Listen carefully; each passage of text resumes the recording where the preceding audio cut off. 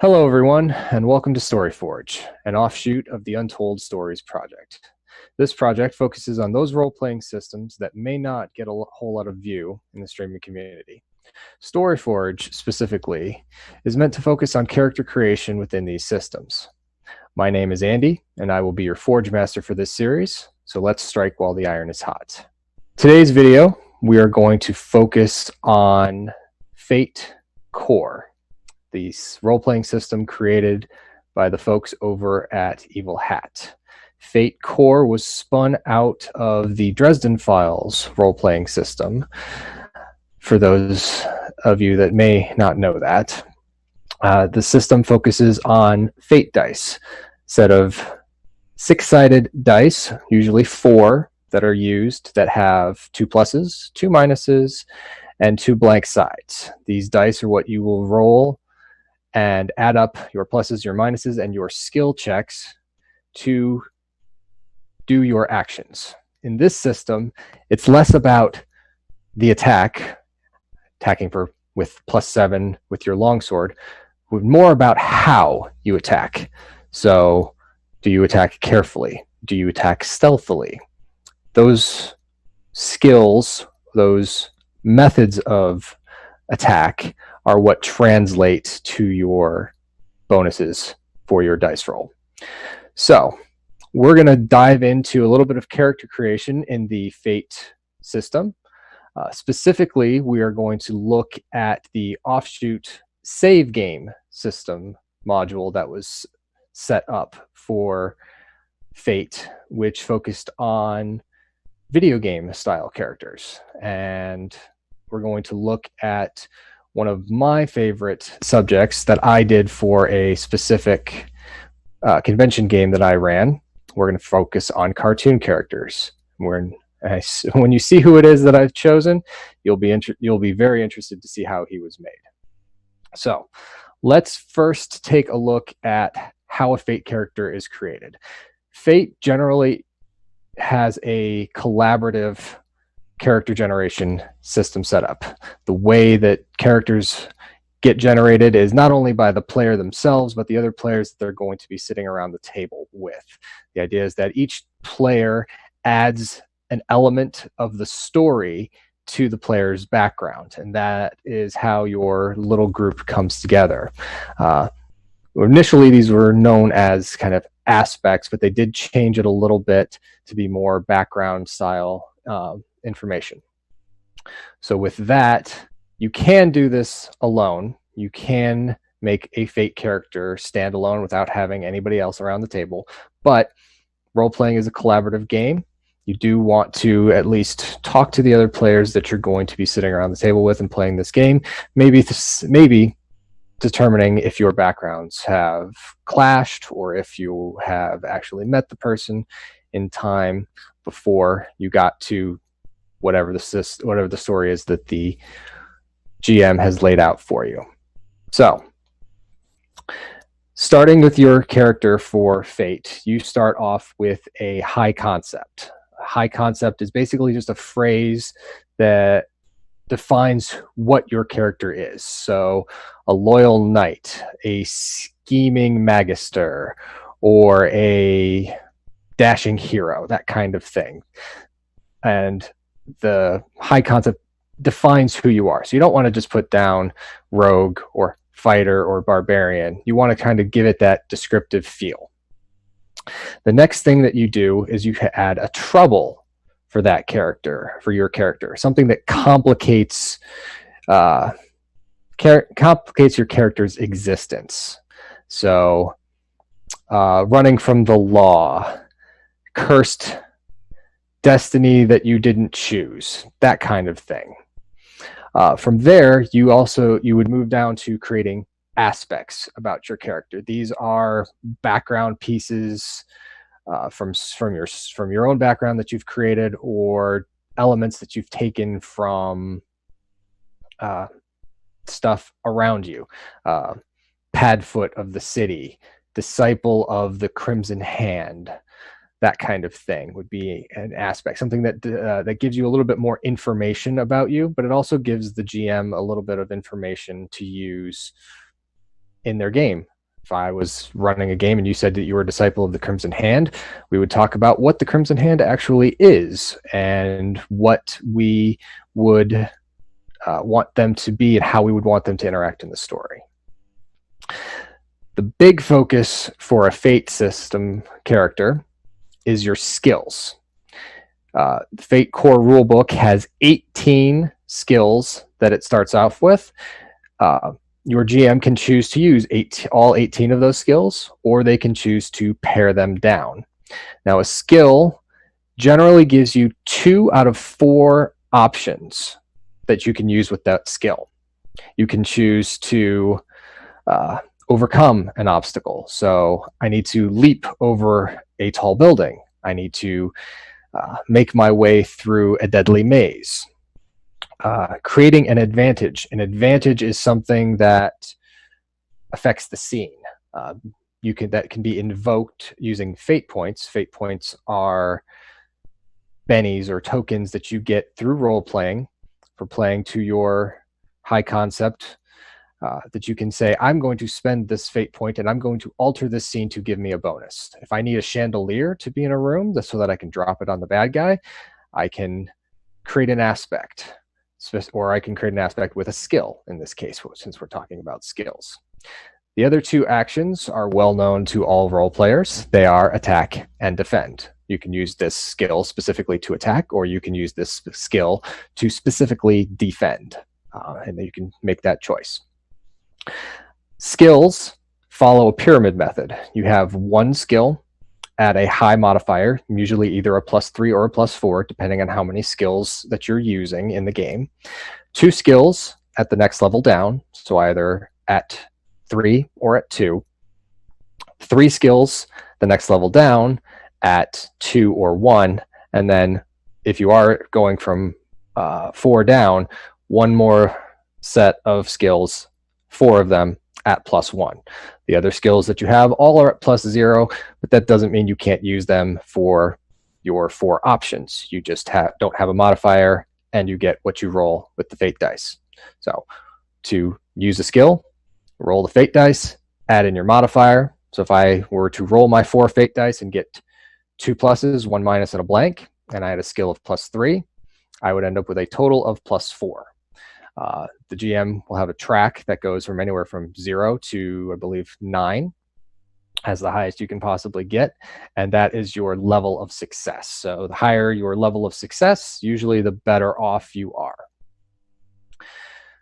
And with that little background of information on how fate sort of works, I think we're going to transition and we're going to build a character in Fate. Specifically, we are going to build a cartoon character. We are going to build Courage, the Cowardly Dog.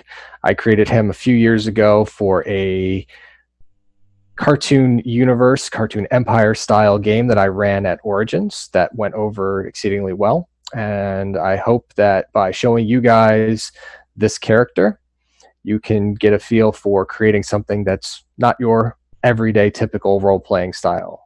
All right, so here you can see the character sheet that I've created for Courage. So we have at the top, we have his name, Courage. We also have a description about the character itself. Fate next to it is the number of fate points that Courage is going to start with. So in this case, he starts off with 3.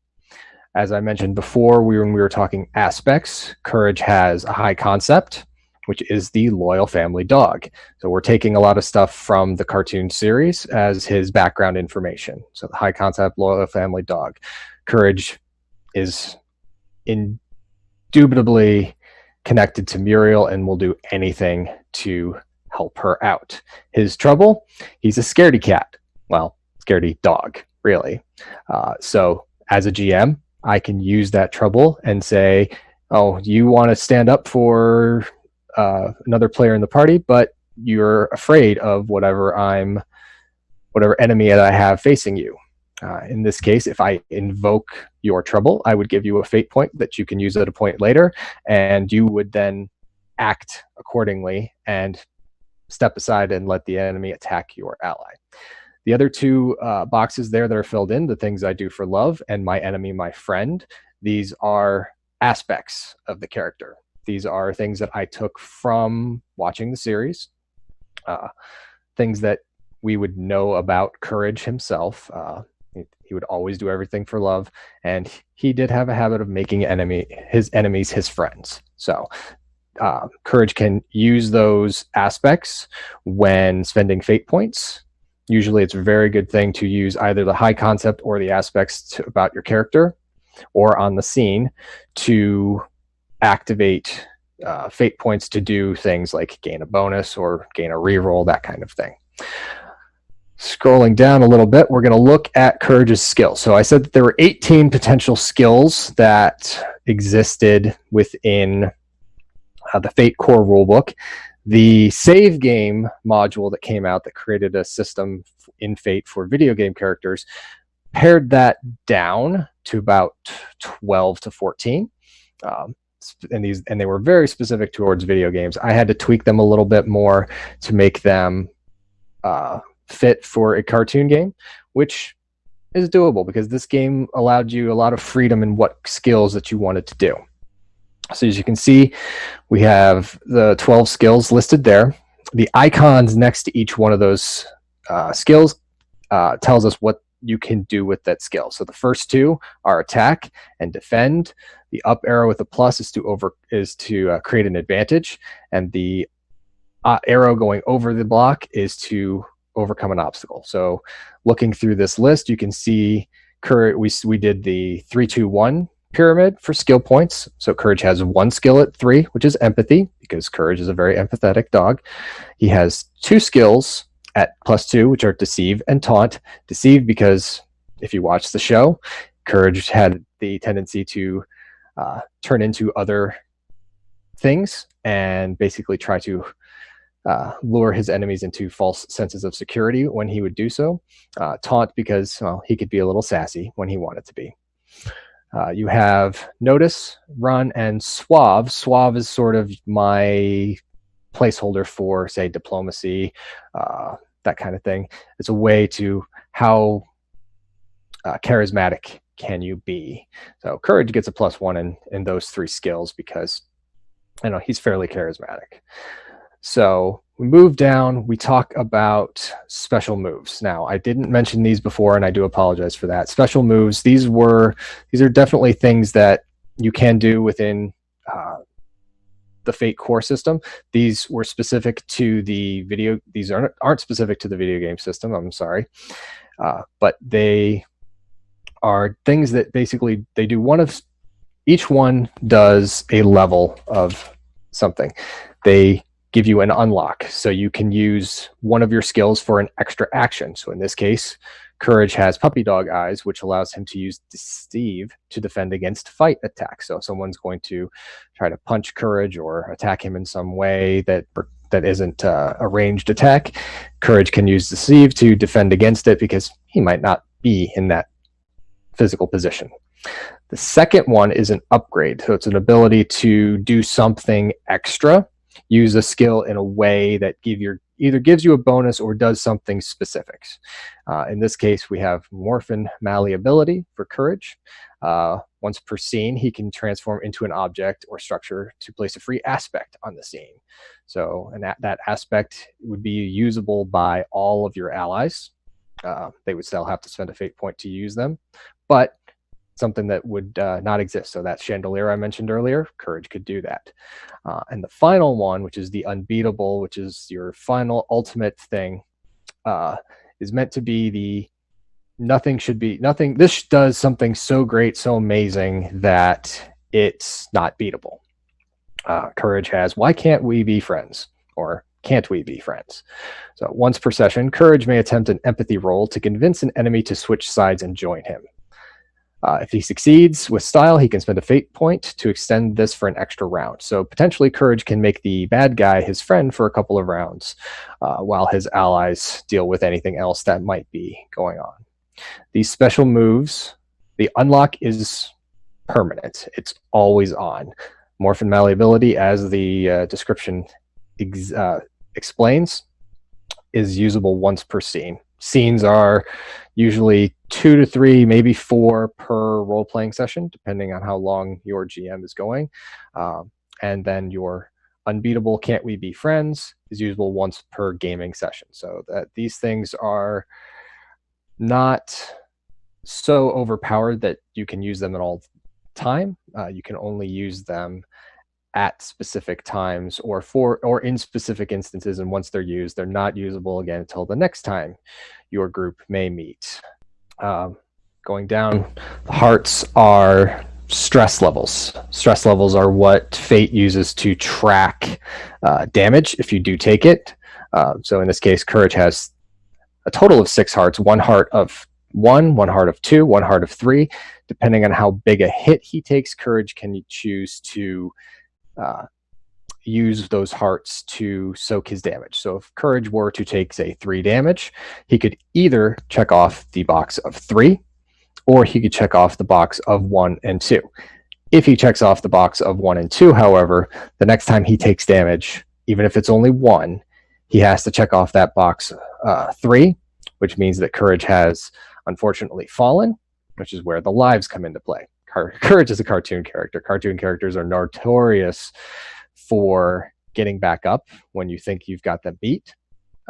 So I replicated that with the ability for them to come back to life the next scene.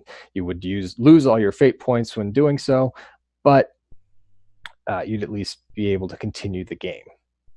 And that, my friends, is how we created Courage.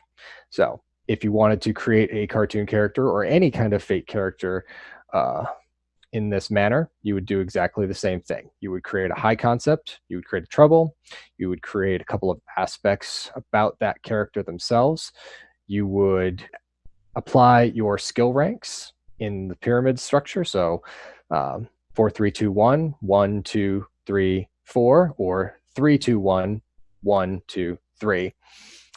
You would create 3 specialties. One that is a way to use a skill in a different way or something similar.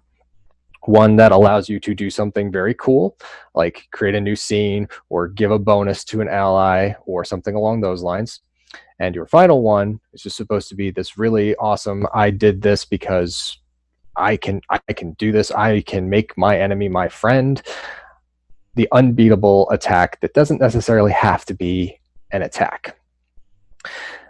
So here you've got a character that is definitely not your standard adventurer fare. No, they're not a barbarian, they're not a cleric, but this is something that's different and something that's worthwhile in a role-playing system. So if you're interested in learning more, check out more of our videos once we get them posted, and you'll see some other characters for other systems that are also along these lines. If you liked what you saw, hit the like button and the bell to get notified when we put up new videos, and leave us a comment below. Thank you for watching.